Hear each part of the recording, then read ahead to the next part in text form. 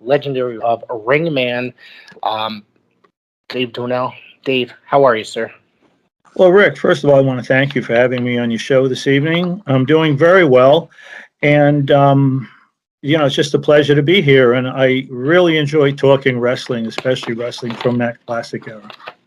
Yeah, I grew up in the '80s, and I knew you started refereeing in the 1980s, earlier 1980s, and it's really you started about 2 years before I actually started watching. So you were part of that like whole thing when it exploded, and it's just such a wonderful period. And I could, I have to say anywhere from like 1985 to 1989 is like really my favorite era, and I go back and watch anywhere from 1987 to 1989 all the time.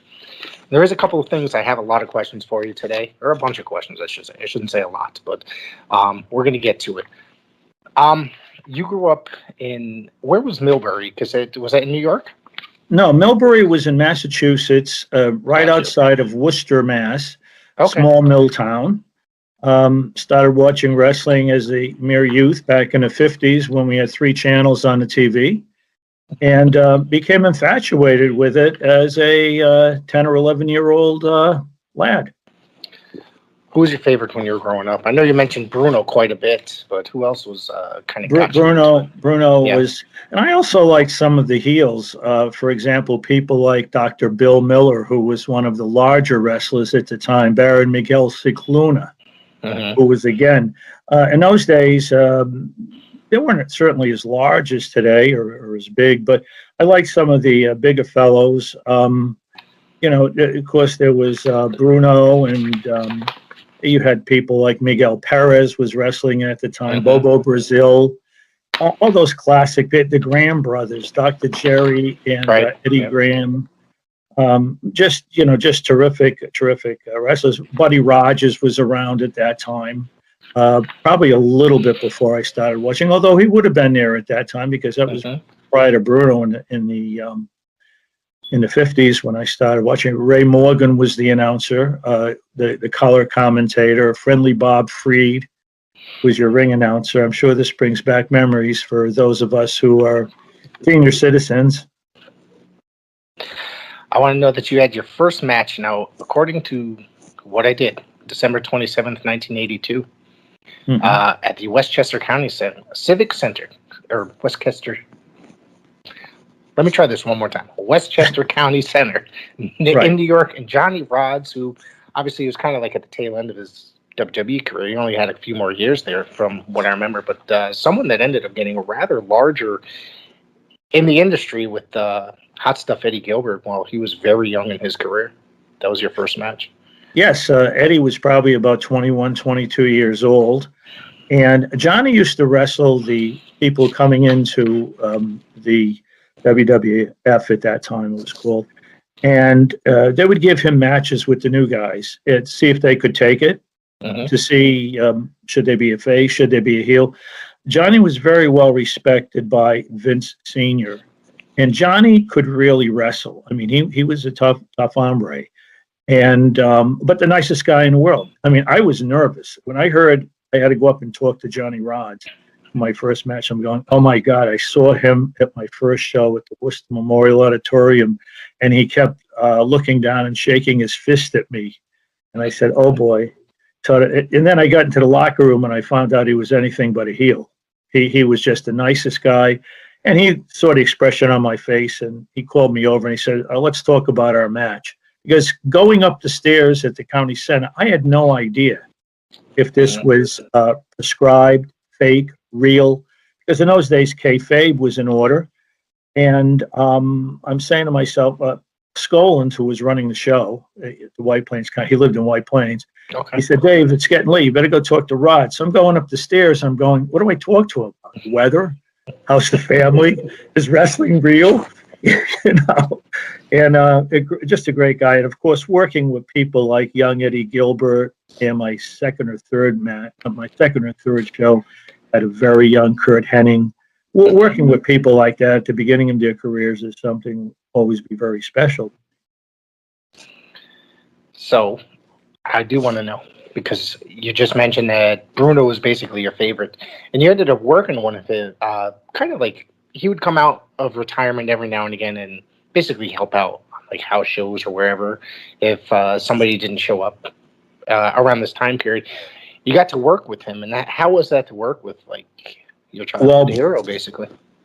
Well, Bruno had basically retired by that time, but again, he was friendly with Arnold Skolin, who was his manager, as you know, and he was going to be appearing wrestling. He wrestled Cowboy Bob Orton, Randy Orton's father, and it's the only time with the Athletic Commission, because in those days the WWF could not use their own referees; they had to use commission refs.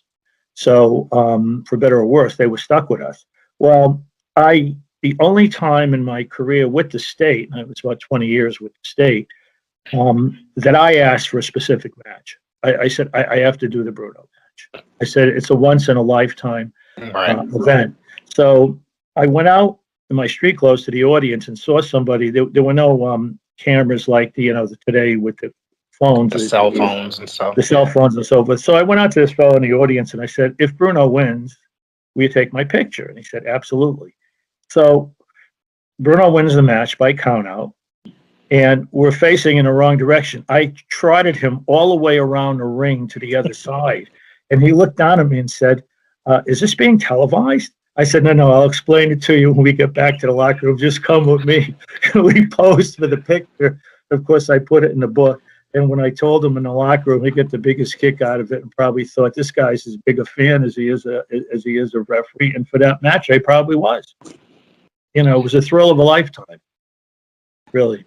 So, shortly after that, you became pretty much a regular or full-time ref for the NCW, Northeast Championship Wrestling. And was that about 1984 he started that? Yes, and that was the original Northeast, not to be confused. There is a Northeast Championship Wrestling that started maybe a year or two after Tommy Janette, who was the original owner of the NCW, the original promoter. And I first went on a road with that promotion. I was fortunate enough to be picked as their referee. And I did quite a bit of traveling with them all over the Northeast. Matter of fact, the first show was in Connecticut, Deep River. Our first show was at a high school in Deep River, Connecticut. That was my very first show. And the first guy I met at the show was a wonderful wrestler and wonderful person, the late Ted Petty. Cheetah Kid, wrestler. Yep. Yeah, he used to bring the rings. He had a couple of rings at that time that he would rent out, and he would always be in the first match. And so I worked for Tommy up and down the East Coast. He would do fairs in the summertime. We probably did about 10 or 15 fairs, county fairs. We did the North Haven Fair a number of times. I went to a couple shows at the North. Every year they used to be there. I think it was probably around September. You're right. It was late. Yeah. It was late. It was in September, and it was always a lot of fun, and it was always good because it wasn't 102 degrees outside. Yeah. I want to tell you. I want to ask you this before I move on. Have you ever worked? I know at Northeast Championship Wrestling, I believe that it was Jimmy Snook and the Metal Maniac wrestled there before. Have you worked with those guys before? I know they worked a million matches all over the place. I worked with Jimmy a number of times. Jimmy would very often wrestle Johnny. Sometimes he would wrestle the Maniac. I think the Maniac drove him, did he not? I think the Maniac was his driver. He was a funny guy. The Metal Maniac was a funny guy. I did an interview with him about a year ago, and literally it went about 4 hours long. He had a lot to say. One of the things I remember about the Metal Maniac is we were working a fair show. I think it was someplace in New York, Fonda, New York, maybe. And I was standing in a corner, and he threw the wrestler. He was wrestling into me. And I said, "What are you doing?" And he goes, "Well, you have to get out of the corner I'm working in." Well, I had no idea what corner he was going to throw the guy into, but I always enjoyed working with him. His name was Jeff. Yeah, Jeff Miller. He's a very nice guy. Yeah, really nice guy. And of course, I did enjoy working with Jimmy, who obviously became a controversial character. Yeah. At the end of his career, but the Jimmy I knew was very mild and mellow. He was in his last days of wrestling, but. The one thing I remember that was amazing about Jimmy was, I don't know how old he was at that point in time, but he could still dive halfway across the ring off the top rope. which was a phenomenal feat for someone who would be his age. It's kind of a sad demise and ending for him, but such is life. Wrestling is very often it's a how would you say a reality of life sometimes. Matches like yeah. Some people, I guess, don't retire, and he was like one of those lifer guys. He did it forever. Yes, he did. Yeah, and there's a few others that did that too. Mm-hmm. Yeah, I met him at a North Haven Fair show, NCW, and he was a very, very nice guy. He stuck around after the matches were done and talked to all the kids and signed autographs and just hung around. He's a very nice guy. So, interesting thing with Jimmy that many people don't know. I might share with you that it might be interesting. Is sure. They were thinking of making Jimmy the champion at one time because he never had the belt, as you probably know.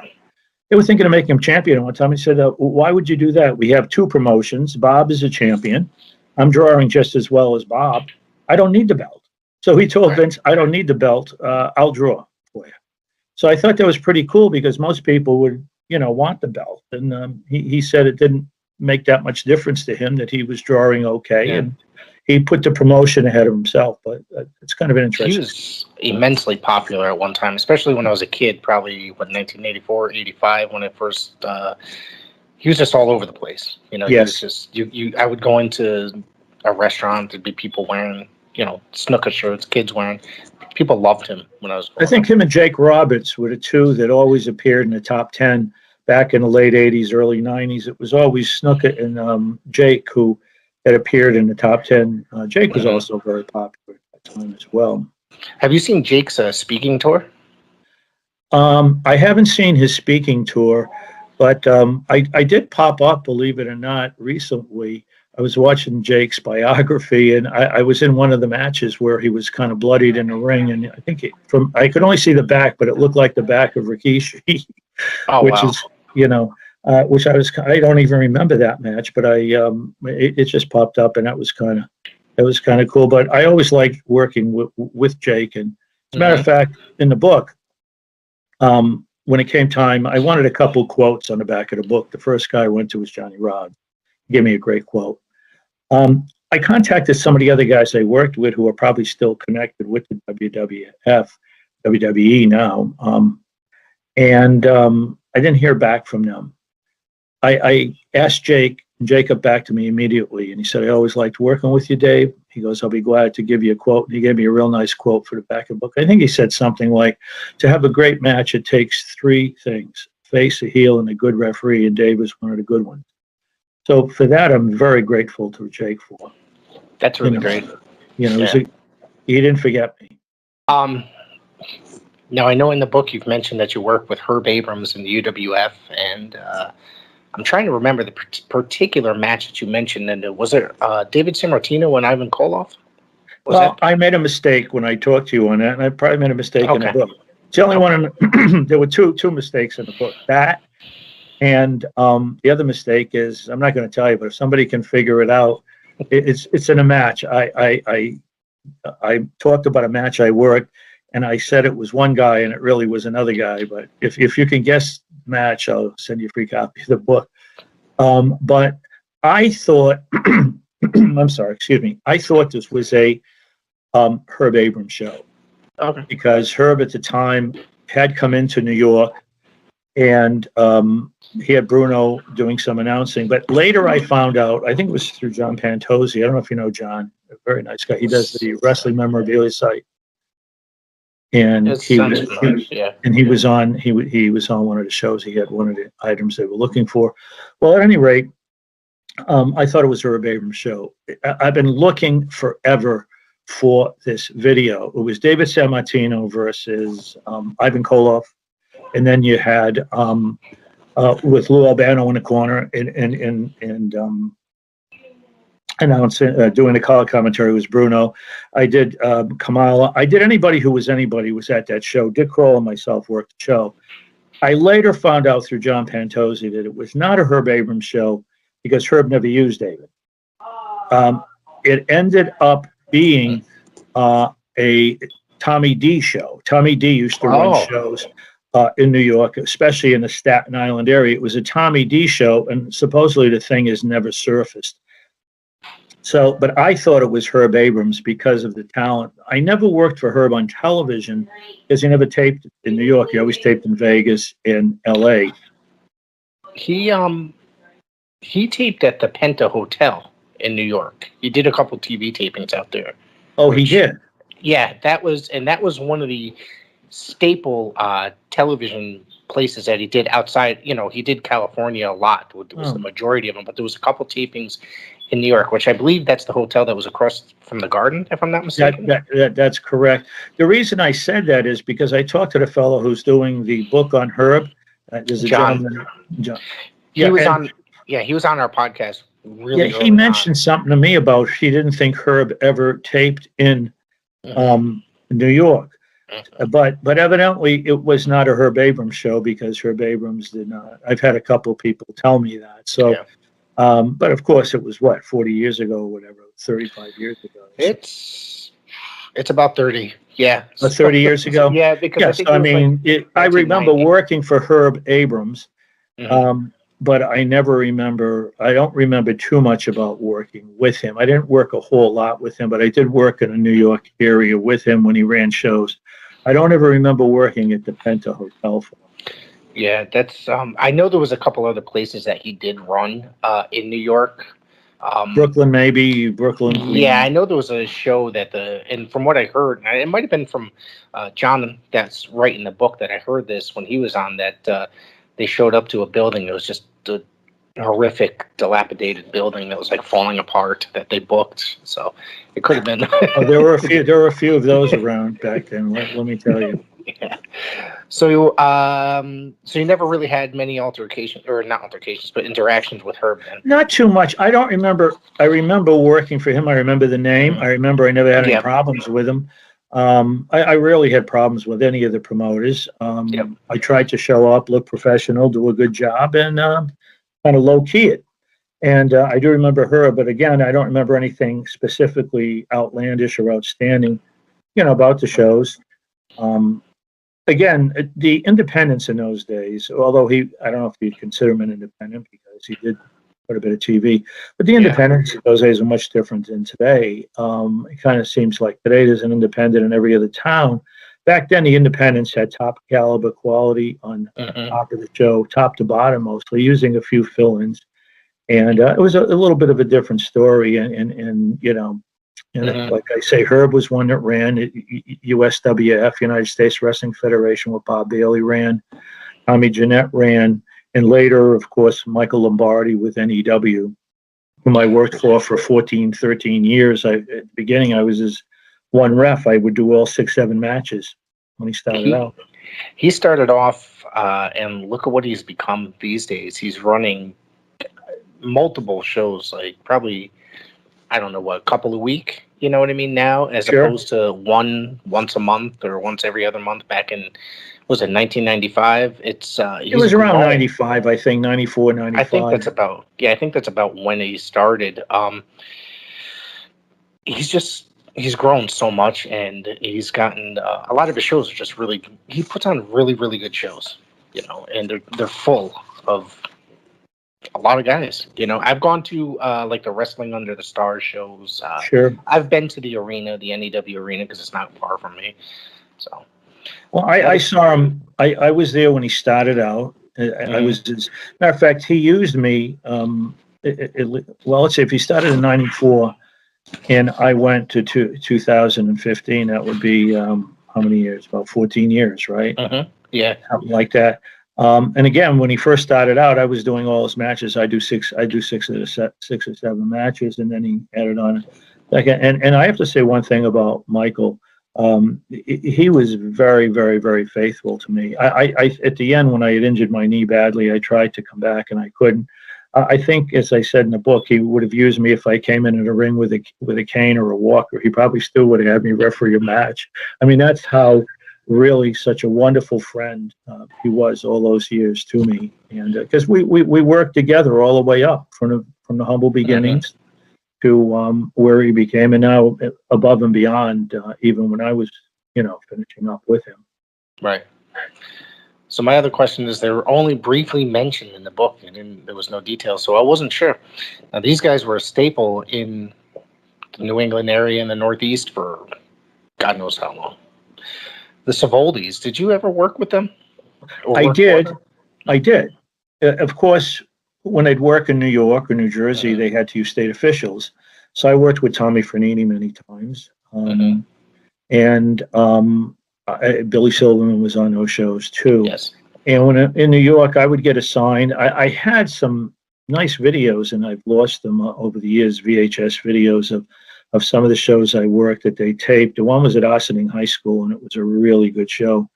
And I've kind of lost it over the years, but I did work with them, and they always ran a very professional show. There was always a lot of talent, good matches, drew good crowds in the New York area, and certainly one of the, I didn't work quite as much with them because I was getting a lot of work with, like I was the sole referee for the USWF. I was the sole referee for North NCW. I was doing my New York shows. So I kind of was, and then later with NEW, I was very fortunate to have, hooked up with three fine promotions. So I didn't work quite as much with them. And they had their own staple of referees. They had Tommy and they had Billy Silverman, both very good referees. So,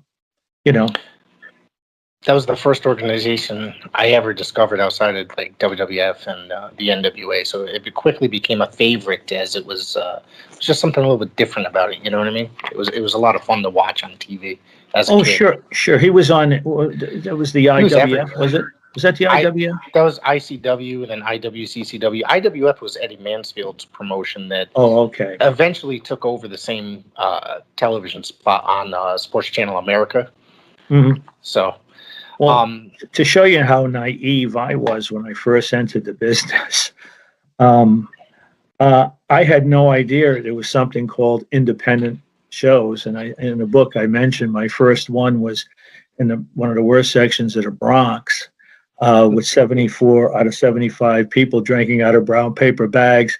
And that's when I first became aware that there was life outside the WWF. I mean, you talked about your first independent was the Savoldis. My first independent was taking my life in my hands up in the Bronx, New York. That's a great story in the book. You got to read the book, people. This is a really good book, and I was like, I sat down the other day because I wanted to finish it off before I got to you, so I didn't want to miss anything. You know what I mean? Mm-hmm. That I might want to ask you. And I got to tell you, this was such a fun read, especially growing up in like the Northeast myself and in Connecticut. And you were on a lot of the shows that I watched, whether you were in the Garden, you refereed in the Garden. You know, about 15 times, 15 shows. So there's a chance that if you go watch an older MSG televised event that you're going to be on the show. There's a chance of it. So I thought that was pretty awesome. And you mentioned, you reffed Brutus and One Man Gang.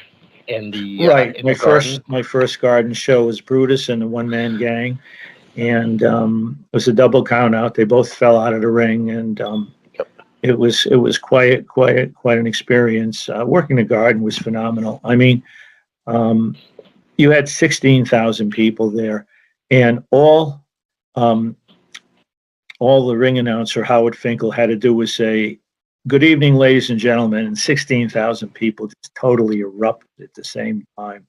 And I mean, give you goosebumps just hearing that. And I think there was a lot more, I don't know, how would you say, a lot more audience participation back in those days. Yeah. Sometimes you watch now, and I know you mentioned it in your book, and I've said this before watching, I don't watch a lot of the modern WWE.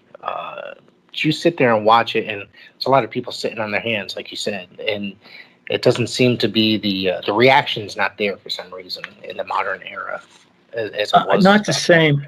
Well, I think part of it, and I might be wrong, and I'm not knocking today, and I don't knock them in the book because different times, different circumstances, they're bigger, they're faster, like in all sports. I'm not going to say one era was better than the other, one wrestling. The wrestlers from the past were better than the wrestlers today.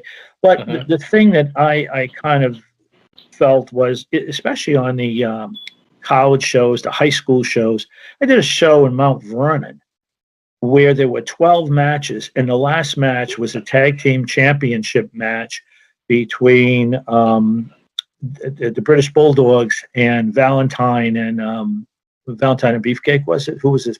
Valentine and Beefcake, and I think that in that tag team, because I think that Dino Bravo replaced Beefcake. Okay, but I think at the time it might have been Beefcake, and that was the 12th match of the evening. That was the final match of the evening. But you had everybody close to the ring. You had an interaction going back and forth with the fans that I thought. And today there seems to be a lot of. I mean, I guess they did. Did they do 2 tapings at once at the shows? Or? Yeah, it depended because I probably at those shows. I know my first live show was in 1988, New Haven Coliseum. I don't know if you've ever been there before. I haven't worked there at least once or twice. Really, my first live show, I finally actually went to a live show in '88, and they literally recorded for about. I think they did 3 shows, but I think there was a period where there was definitely 2 shows recorded because there wasn't as many matches on some of them. Which is a long time for people to sit. I would think, Yeah. But they're doing something right because they're filling arenas and they're making a lot of money, and God bless them. I'm glad they are. And things do evolve, but I certainly have a strong place in my heart for the good old days. When kayfabe was in play.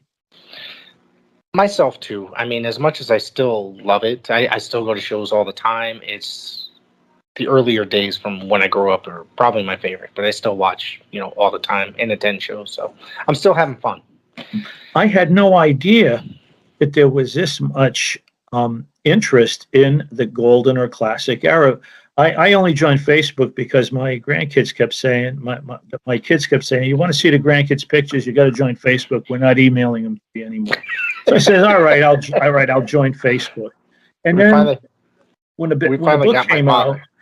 book came out, I started looking at all these different websites on Facebook, and I've probably done, this is probably my 7th podcast or broadcast. Oh, wow. I've done one in Europe even. Some guy from England contacted me. And the funny part is many of the people that I did the broadcast with, they go, when we got your book and when you contacted us, like with you, I sent people a copy of the book. And I say, hey, if you think it's worthwhile, maybe you put me on the podcast. Well, a couple of them said, we had no idea who the hell you were. But we read the book and we really liked it because so people don't know the name.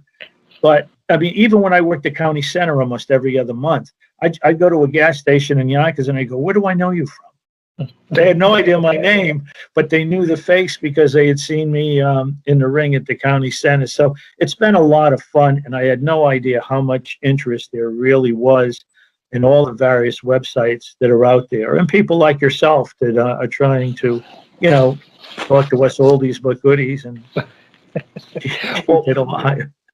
I'm going to tell you that how we hooked up was from the Guardian of Chaos, Big Daddy, when he said that you wrote a book, he wants, I should have him on the podcast, and he told me your name, and once I looked you up, I knew exactly who you were, and I was like, I know exactly who he is. I said, I seen him at many shows in Connecticut, so yeah. I always tell people, no one ever bought a ticket to see a ref. My job was to make the guys look good, and I felt if I did that, I would, I'd hang around. Tell me about the USWF. Now, did you work I know they did shows at Southern Connecticut State University, which I had attended, because I lived literally at that time period, lived around the corner, excuse me. I don't remember much about these shows, but I just remember them happening. And so can you tell me a little bit more about this promotion? Well, Bob always used some top talent. He used people like Bigelow, the independents in those days, and Bob was no exception. Mm-hmm. They used people like Slaughter, Snooker, Bigelow. They'd use other people on top that were hot on the independent. The Iron Sheik was very popular. Bob used the Iron Sheik an awful lot, and of course, you'd put a couple masks on guys and call them the executioners and stuff like that. But Bob he used Edge, people like Edge, and he had a lot of pretty good talent on his shows, and he always ran a very family-friendly orientated show. There wasn't blood, there wasn't cursing. He was a very nice. Him and his wife, really nice people. They co-promoted the shows, and we kind of hooked up on a show in New York. And he liked the way I worked with the guys, and he liked me as a person. So he said, "Dave, I'd like to request you on my shows in New York, and I'd like to use you." He did a lot of university shows. He had a friend he worked with, so we did a lot of SUNY shows in New York. SUNY Cobleskill, SUNY Albany, SUNY, a whole lot of different SUNY shows, and he just I'm just gonna, the old sinuses are dripping a little, but he was a good guy to work with. He as I say, he used people. A good friend of mine, Larry Winters. I don't know if you remember Larry Winters. The first time I ever saw Larry Winters, he got the, if you don't mind the language, he got the shit kicked out of him by Larry Zbyszko in the AWA. Oh yeah. They used them. They kind of used them as a battering ram. He used to wrestle DC Drake. Yes. Before ECW, and they would have very tough, how would you call them, ECW type matches, extreme matches. They were almost a precursor to ECW. I could think of two promotions that was it either the NWF or Tri-State Wrestling at that time period? Yes, yeah, I remember there was an NWF and there was a Tri-State Wrestling, right, that worked in Pennsylvania, New Jersey, and I think. Yeah, and the NWF was anybody who's worked there. The Strongbows worked there, and DC Drake was there quite a bit. Slaughter and. DC might have been the booker or the backroom manager for one of those promotions, possibly. I think he might have been. Gary Michael Capetta was there for quite some time. Yes. Yeah, I remember why that brings back some memories. A lot of that stuff is on YouTube, the NWS stuff, if you ever want to check it out. I used to have some of the commercial. They did a bunch of commercial videotapes back in the day. And it's definitely a precursor to, like, say, the ECW and stuff like that extreme stuff. It's a lot of fun to watch. Yeah. You were talking about Big Daddy. I have to mention Big Daddy. I worked with him many, many times, and I'm very upset at him. He put what was considered by many the worst dance with Umaga before he was Umaga, when he was one of the Samoan SWAT teams or whatever, and Rikishi. I did a NEW show where Umaga and Rikishi had teamed up, and at the time they would do the island dance or a break dance after that, and they insisted I do it with them, and I didn't want to because I can't dance. I cannot dance. And he put this up on his Facebook. I don't know if you've seen it or not. He put it up. I'm pretty sure. Yeah. And I put under it, "I'm not ready for Dancing with the Stars yet. Why did you do this?" So I'm a little upset at him, but he was great to work with. Big Daddy was awesome to work with. He's a great guy. He is a great guy. He's very cool, and honestly, he helped me out a lot with this podcast. So, and he's been on here probably 4 or 5 times, and he's never a great guy. Words. Yeah, never at all school. Oh, absolutely. So, this I really want to talk to you about because this is probably voted not in a good way. I know where you're going. I know where you're going. Probably one of the worst wrestling shows of all time. Pay-per-views on TV, the Heroes of Wrestling. Now, prior to this, the main event was supposed to be 2 different matches. It turned into Jake and the Anvil. So, am I getting that right? Jake and the Anvil and Bundy. Jake and Yokozuna against prior Bundy to that. And Naito. Yep. Prior to that, probably, I don't know, a month or so, I ended up seeing a match that was sort of similar to that for a Northeast Wrestling show has to be almost in Danbury or somewhere out there like that in Connecticut. So, with Big Daddy was involved actually in that match, but not but he didn't make it. He wasn't on the Heroes of Wrestling. So, but that was kind of coincidental. But how did you hook up working with the Heroes of Wrestling and that pay-per-view? I know there was supposed to be a series of them. Well, Michael Lombardi did the booking, and some of the guys he wanted to use were not available. It was Gordon Soley was supposed to be there. I know. The play-by-play, and I was so disappointed because I was so looking forward to seeing Gordon, meeting him. And unfortunately, they brought in a fellow who really wasn't all that familiar with wrestling. And also, it just kind of really didn't gel. If they had had a high enough rating, they would have gone with a weekly series. I think the idea, itself was good, or a monthly. There might have been not a weekly. I think they were going to do a monthly. And I was really super excited. So obviously, after the show, I was fairly disappointed that it didn't go according to the way I would have liked it to. But it's the only time in my 32-year career that I went into the ring without a finish, because none of the four guys wanted to take the pin. And Neidhart was, I think, originally supposed to, but what happened was he was going back with Vince, so the WWF had said something about getting pinned in a ring. Certainly Yoko and Bundy was not going to get pinned. Bundy's famous line was, I loved Bundy. Him and I we got along so well. His famous line was, I can't lose tonight. My relatives are in the audience. So we were doing a show in Trinidad. And I said, Bundy, you got relatives in the audience tonight? Shut up. And so we went in the ring, and I had no idea what was going to happen. And I said, this is not good. And on live television. So I said to Bundy, after a number of minutes in a match, I said to Bundy, I said, geez, maybe you ought to throw me out of the ring, and I'll pretend I'm hurt, and I'll have to have another referee come out and deal with this, and I'll go back to the locker room. I said, don't worry about it. We'll take care of it. And so what happened was he knocked over Jake and then pinned him, and I counted to 3. And of course, most of the websites go, what the heck was that referee doing? They weren't the legal men in the ring. Well, I would have told Bundy to pin me just to get the match over with. I would have said, Bundy, pin me. I didn't care if they were the legal men, because we might still be working now if we hadn't figured out something in the ring itself. So Bundy said, we'll take care of it. And we did. And fortunately, it finished. And of course, many of the guys on that show were past their prime and not able to work. And it just never really worked. But I am infamous or famous for that show, I guess. There's a lot of potential for on that show. The opening match was, what was it? Tommy Rogers and Marty Jannetty and the Samoans and stuff. So I mean, there were some good matches on it. I wouldn't say that the Abby, the Bruni, and One Man Gang was one of the better matches, nor the George Steele and wasn't that a tag? No, that wasn't a tag. Who did he fight? The Sheepherders were in one of those. Yeah, but George Steele, I think, was against Bob Orton, right? If I remember correctly. Well, Bob was definitely past his prime at that time. And then you had the Iron Sheik and Volkov against the Sheepherders. Yeah.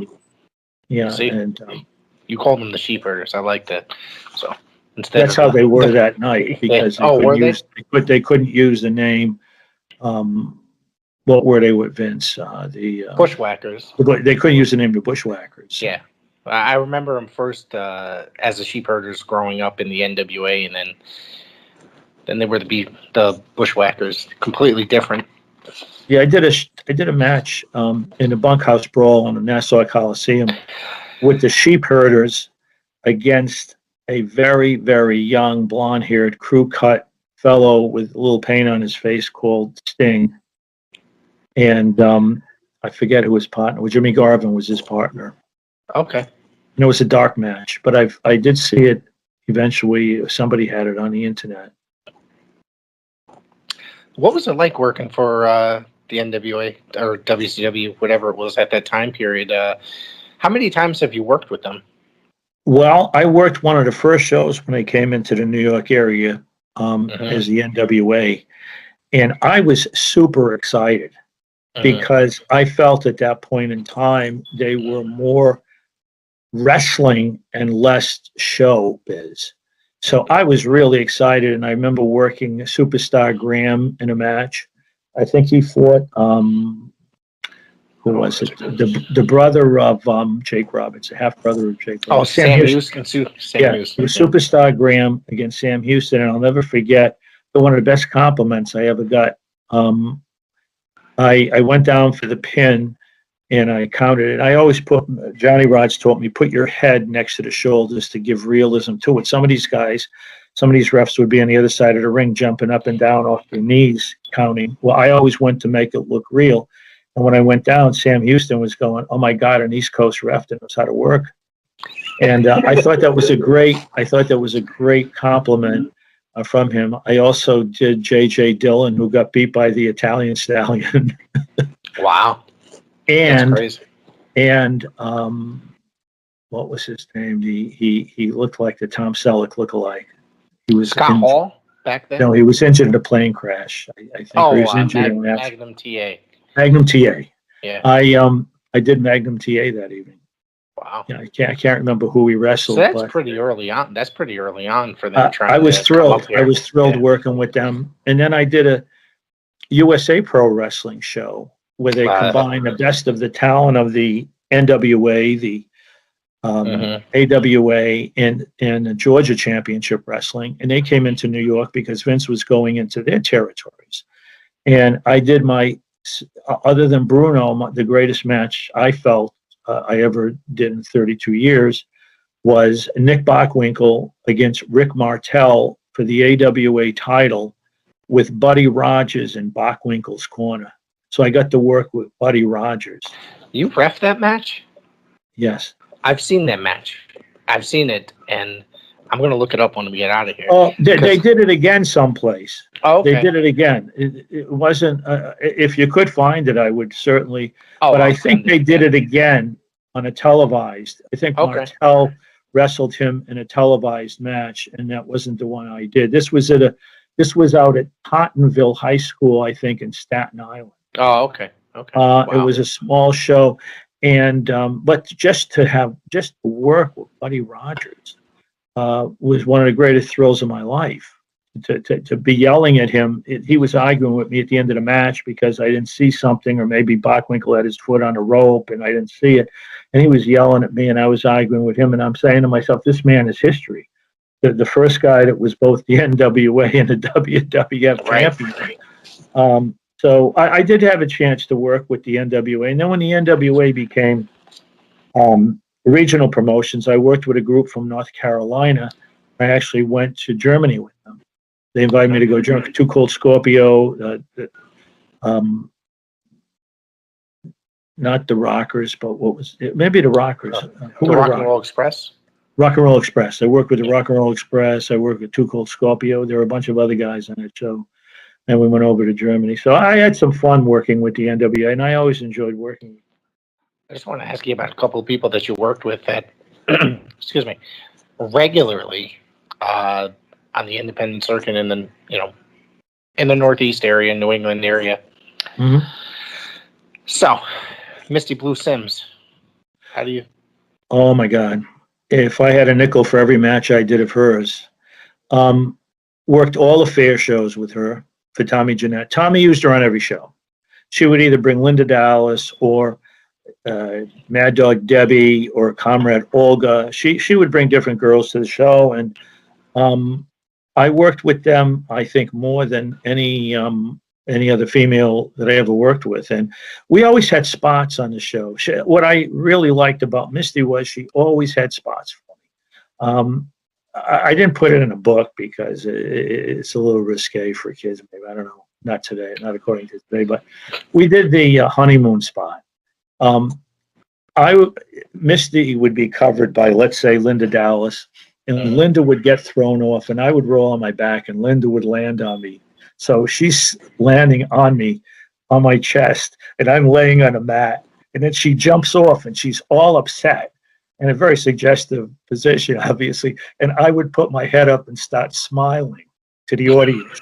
Well, this would get just the most phenomenal laugh from the audience, and that was one of the spots we worked. Another spot that we worked is when I checked the bad girl out, Linda or one of the other girls. I almost lost my jaw one night because they used to put their boots up and take them down really quick, and she kicked me in the jaw with the boot. Well, Misty would come in, and I'd check her, and then she'd turn around and show me her derriere and go, check this out, ref. And then she would be outside the ring, And she'd have the girl's legs, one on the bottom rope and one on top of the bottom rope and one under it, and she'd be pulling her, and I'd be pulling the arm. She'd be pulling the legs outside the ring. I'd be pulling the arm in the ring. She'd get the people in the audience to help her. And then she'd let go. And then she would let go. So I would tumble backwards and take a huge bump in the ring as if the chain had been broken. So we always had 3 or 4 spots that always went over very, very well with the audience. And I always enjoyed working with her and her husband, John Simms, very much. You know. The other one I want to ask you about now, you mentioned Northeast Championship Wrestling quite a bit. Did you work with Burt Centeno a lot? I did. Yeah. I did. Do you know Bert? I remember him on WWF TV as a kid, getting squashed in ICW TV, and then I started going to Northeast Championship Wrestling shows, and he started showing up there one day a couple times. So, you know. Well, he came from Worcester, Mass, where I saw my first show at the Worcester Memorial Auditorium, and he used to run some shows up there, I believe. And always enjoyed working with him. Always fun to work with, and he was usually in one of the preliminary matches with NCW or some of the other promotions, and a hard worker, a good worker, and a nice guy. You know, definitely. Matter of fact, I recently touched base with him again through Facebook. Now, we became friends on Facebook, but if I could mention one thing about Facebook, which I found very funny, was I didn't know the names of most of the wrestlers I worked with. I didn't know their real names. I knew this guy is this guy. I knew this guy is that guy. Well, this guy writes to me and he says, Dave, you worked my first TV match. Dave, I love working. I says, who the heck is this guy? I don't remember him. It was a Kodiak Bear. I only knew him as the Kodiak Bear. I never called wrestlers by their real names. Tanaka was always Professor T. I wouldn't call him by his real name, which was Charles Kalani, or I wouldn't call the Iron Sheik by it was always Sheik. I just felt I don't know. I just, even in restaurants, I just kind of kept up to kayfabe. Right. And didn't know a lot of names, but recently retouched base with Bert. Great guy. We mentioned him before, but how about Larry Winters? Larry was one of the first guys I met. I worked some shows for Mark Tendler. There was a promoter in Long Island called Jack Barnett. And Mark liked the way I worked. He invited me to go to Cherry Point, North Carolina to a show on a Navy base, or Army, I think it was an Army base. Very, very young Larry Winters. I was it was probably early 80s. Larry Winters, a guy by the name of Troy Orndorff. Do you know who he morphed into? Shane Douglas. That's correct.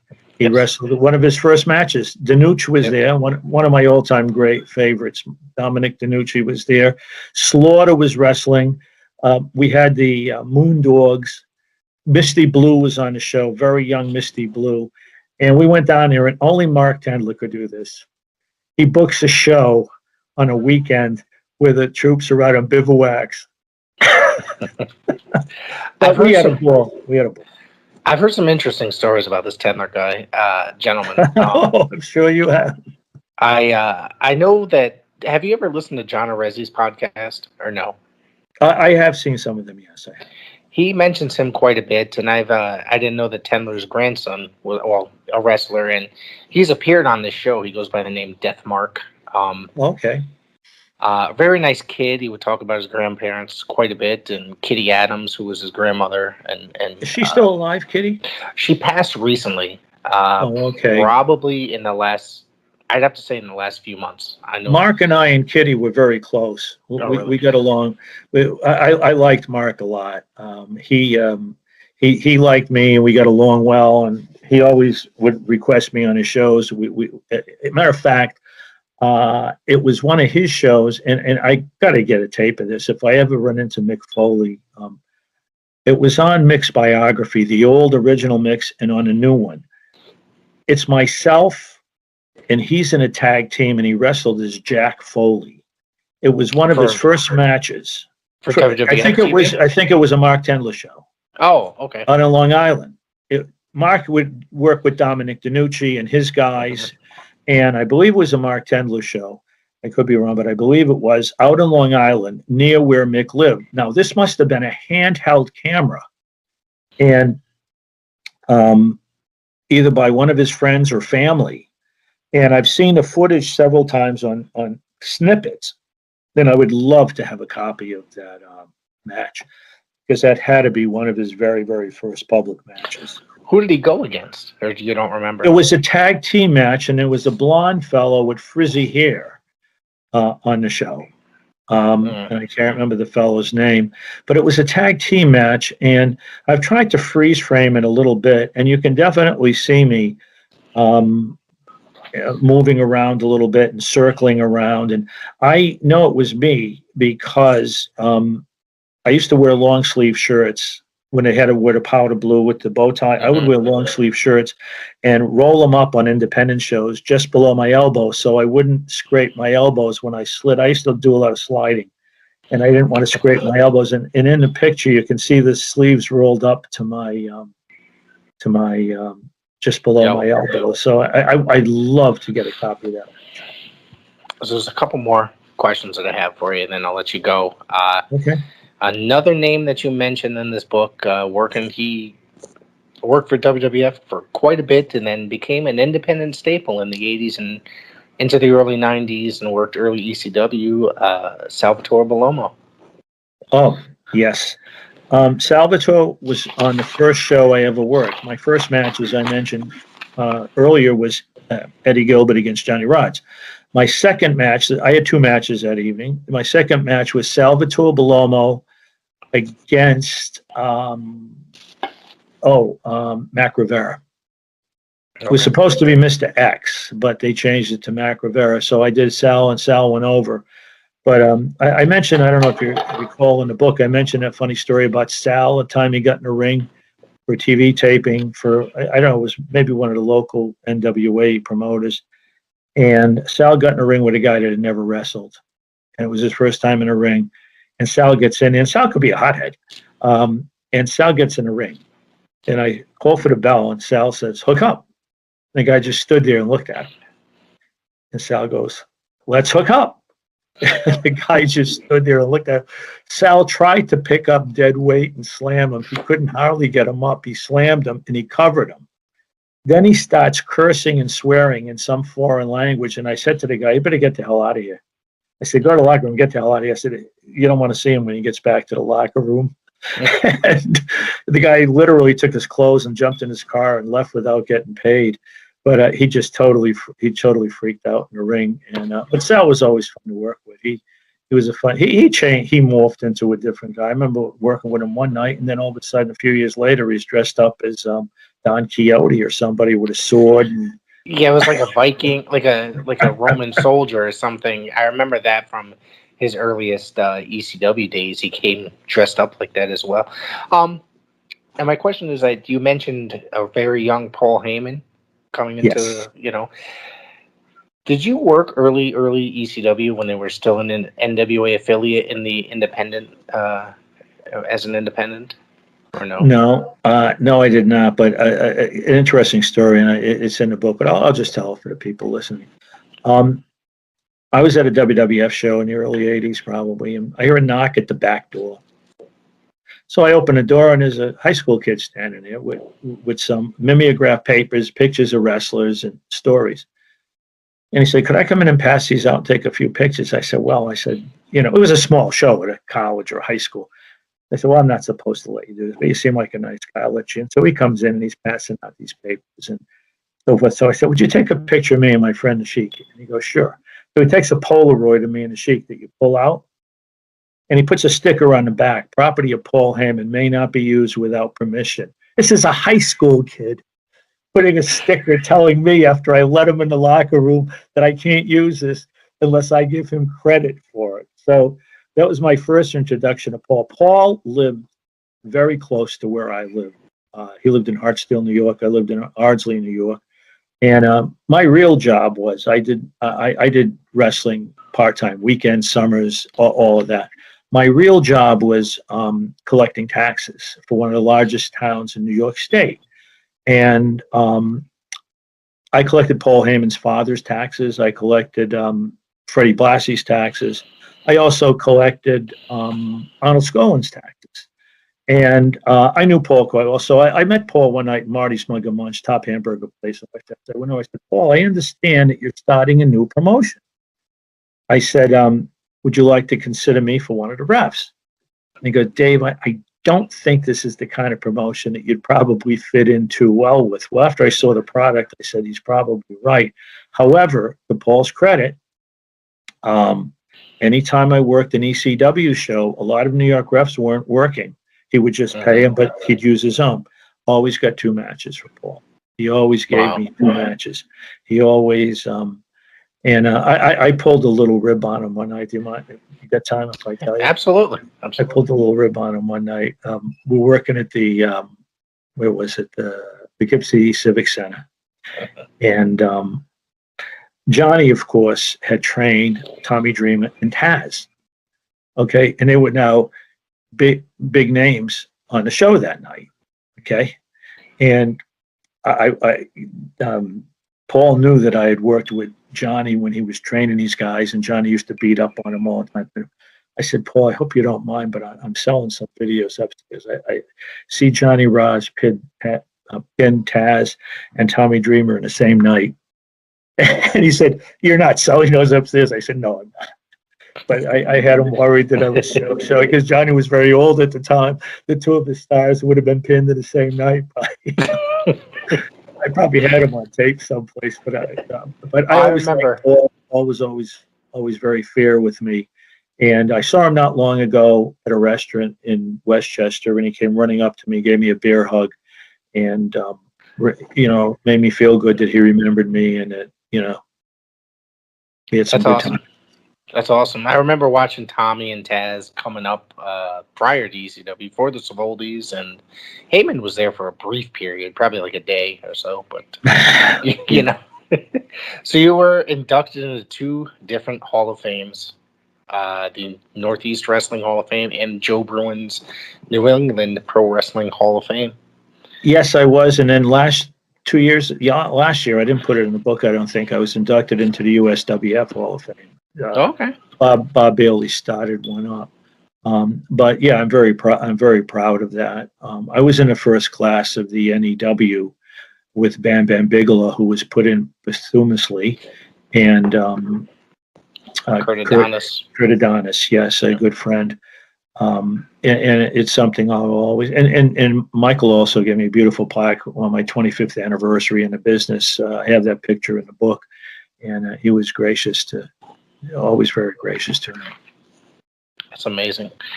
Well, we're going to wrap it up. So is there anything that you'd like to plug right now?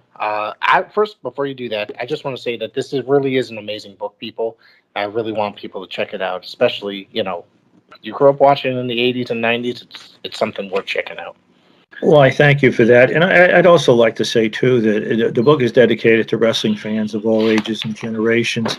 I have the greatest respect for the fans, and I tried to make the book affordable. I put the ebook at $5.99, and I put the paperback at $14.99. I really couldn't go any lower than that, but I wanted to make it affordable, and the whole purpose of the book, it's not really about me. It's about the business and the wonderful times and the people I was able to, and I was very pleased. Recently, Slam had wanted to do a review of it, and I was a little nervous as what they would think, but the fellow who did the review really liked it a lot, and most of the people like yourself that I've sent it to have enjoyed it. And Slam, I think, hit it kind of on the head. It was kind of, they said reading the book was kind of like me sitting in a bar talking about my experiences or the stories, because the real reason I wrote the book is I'm not really anybody famous, but I'll be the first to admit that. But whenever I would get together with relatives, friends, family, they would always say, Dave, tell us a few stories about behind the scenes and guys you worked with. What was it like working with this guy? Was this guy really, that rough and all of that? So I wanted to share with the fans the wonderful experiences I've had. And so I've been pleasantly surprised that the book has been, fairly well received by wrestling fans. And it's made me feel good because I was nervous. Again, who's heard of Dave Dwinell? But now I can share with people, and it's a good feeling. And plus, I'm 72. I'm retired. It gave me something to do in retirement. Well, there you go. Oh. Thank you very much for coming on, and I highly recommend this book.